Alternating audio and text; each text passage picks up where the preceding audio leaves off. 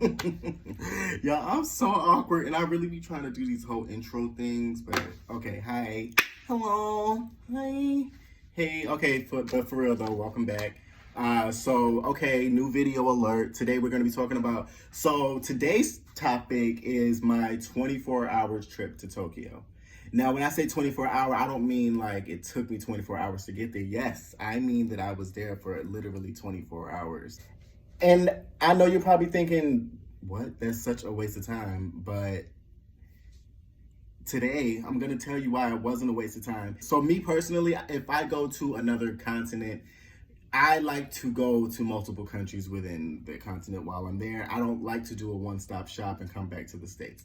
So you can use this as, like say you want to go to Tokyo, but then you also want to hit, Singapore or Korea or, I don't know, Vietnam, some other place that you want to go, Thailand.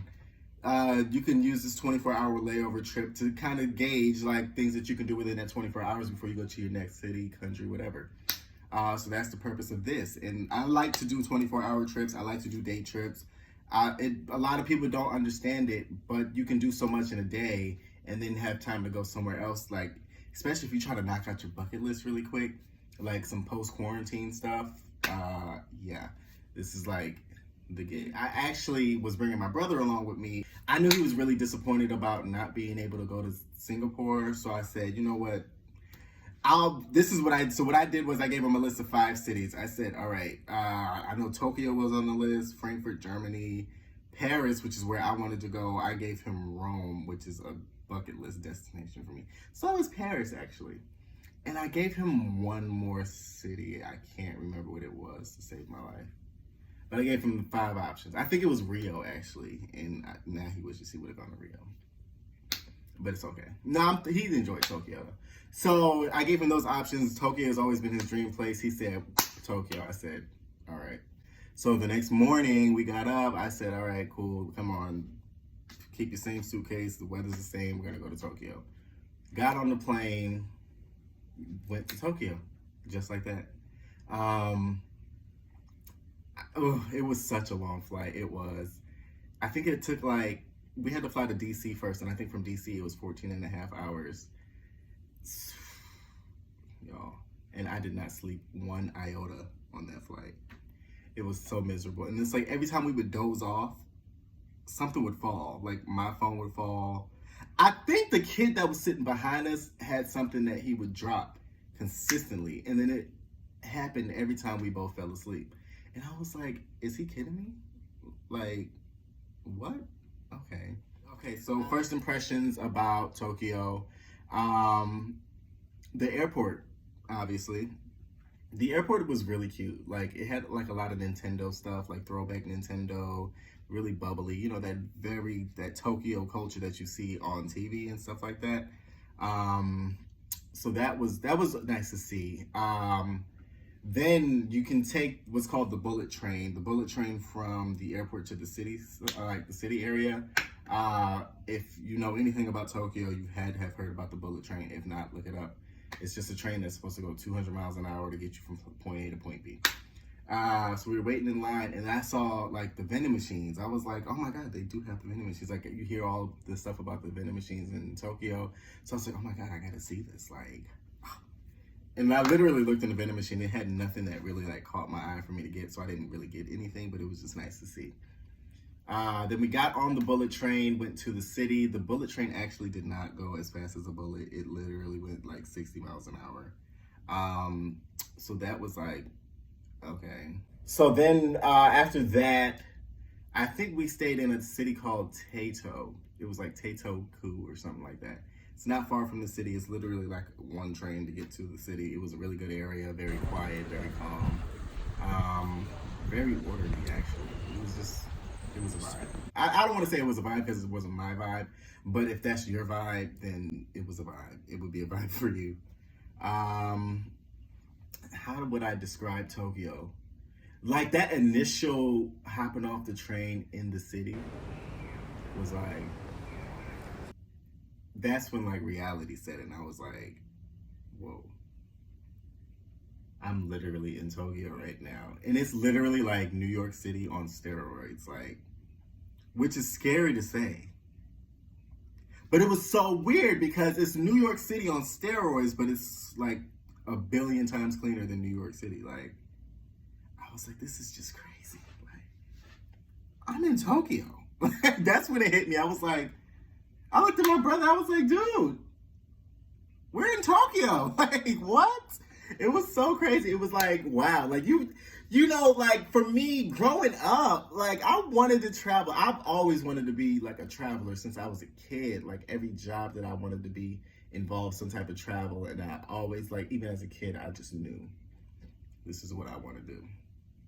So I would play little games like Midnight Club and go to Tokyo on there and go to Paris, which I think is why, in my heart of hearts, those are, like, places that I really wanted to see. So I would see these things and I was like, oh, one day I'm going to go there and I'm going to see it. But then, like, and I was like, realistically, am I really going to see those places? Like, And I don't want to sound like, you know, I was kind of like doubting myself. But for a long time, I really thought, you know, one day when I'm older.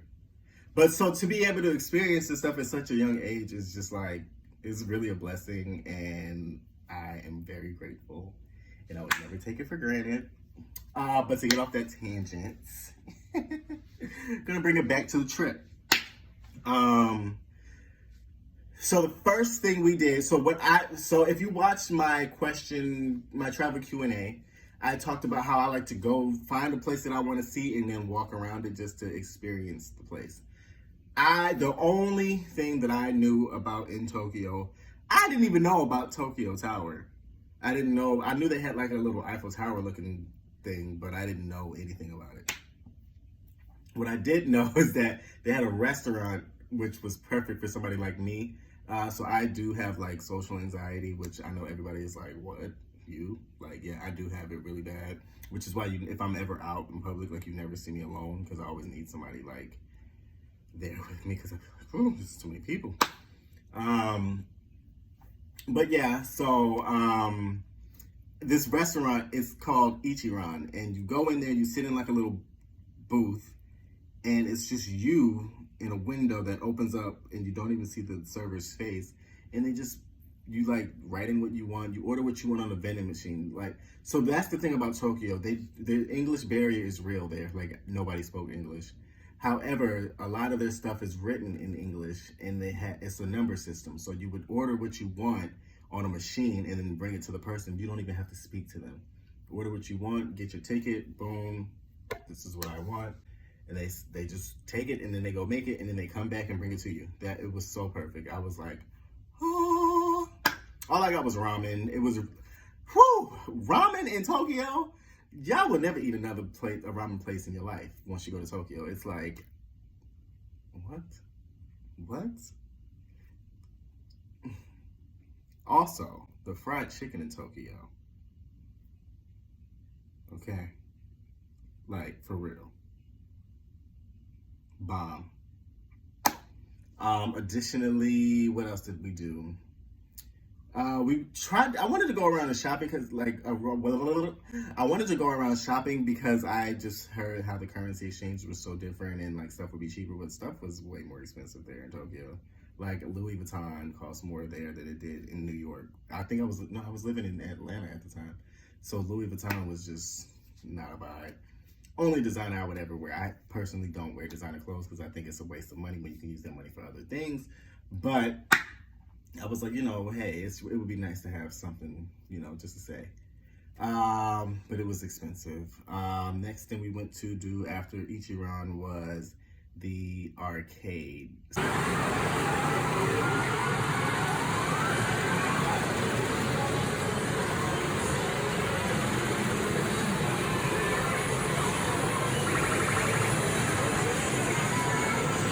So if you ever watched Tokyo Drift, like Fast and Furious, there was a scene where he was in the arcade with the girl talking or whatever. We went to that arcade. It's like really famous in Tokyo. It was not what I expected. It's super loud in there. I think I went in the middle of the week, so it was rather quiet, but it was so much. Like if it was full there, oh my God. You're able to smoke in there too, so you know, like cigarettes, not anything crazy. So then after that, we went home and went to sleep. This was after we landed. We landed at 4 p.m. after not sleeping for 14, 17 hours, really. After not getting any sleep the night before because we had to get up super early to get on that flight. So at this point, we're delirious. We went home, went to sleep, got up super early the next morning for whatever reason. And then I was like, come on, let's go somewhere. So we went to Shibuya and just walked around. Stopped to get some food there. The food there, of course, ramen, fried chicken, bomb. I went across the Shibuya crossing and had no idea that I went across the Shibuya crossing. There was a lot of crossing. Like I said the word cross way too many times. Cross. Had no idea that we went across it. And then when we came back, I was like, oh, you know what we need to do? We need to go to that little crosswalk. And then I looked and I was like, wait. Was that the crosswalk we were just on? And we went back to it. I guess at the time that we were there, it wasn't that busy. It wasn't empty, but it wasn't as busy as you see on TV, where it's like, how are these people walking through that? One thing to look out for in Tokyo, they drive on the left-hand side. So similar to England, you want to make sure that you're looking the right way before you cross the street. I don't really have, this is actually going to be a really short video. I mean, 24 hours, what can you expect? Would I recommend Tokyo? Absolutely. I don't care if you go there for a day. I don't care if you go there for a week. I don't care if you go there for a month. It'll be worth it. There's so much to do in Tokyo. I actually left Tokyo within a day because it was so hot. I didn't pack correctly. One thing about me, I cannot do heat. And then the AC wasn't working like it was supposed to work, which is normal for them. They have a different central air system. It just was not my vibe. I said I had to get the hell up out of there. So that was that. And we left. And it was really fun. I would definitely go back. I just have to pack. I just have to pack correctly. So yeah, I highly recommend it. They don't look at Americans any different than they would their own people. They don't stare at you like as if you're like new to them, you know. I guess because they're so used to having a military presence there that it doesn't really bother them to see other races or, you know, cultures and stuff like that. So I do definitely recommend it. As a solo trip, I would still go. You know, my intent is to go, like, influence people to go to solo trips. Please go for it. Like, I'm gonna go by myself next time I go.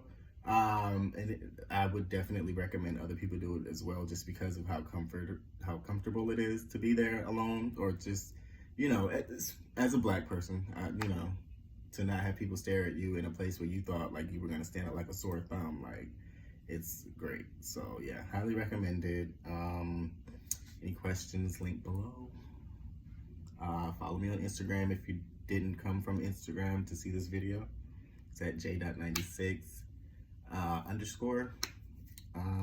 So yeah.